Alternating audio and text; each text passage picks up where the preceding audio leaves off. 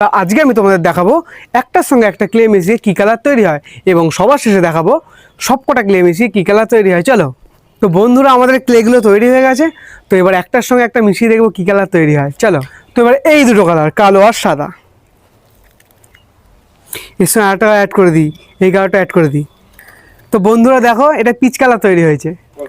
তো এবার এই দুটো কালার, তো বন্ধুরা দেখো একটা লাইট গ্রিন কালার তৈরি হয়েছে, খুব সুন্দর একটা কালার। তো এবার এই দুটো কালার, তো বন্ধুরা ফাইনালি এই কালারটা তৈরি হয়েছে। এটা বুঝতে পারছি না কী কালার, তোমরা জেনে থাকলে কমেন্টে জানাও।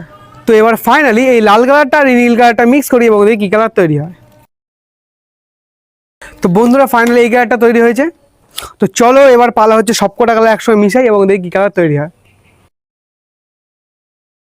তো বন্ধুরা ফাইনালি এই কালারটা তৈরি হয়েছে এবং এটা একটা বলের মতো আকৃতি নিয়েছে। চলো এটা দিয়ে খেলি। তো বন্ধুরা আমি বল আনতে গেলাম, তো তোমরা লাইক অ্যান্ড সাবস্ক্রাইব করে দাও। বাই।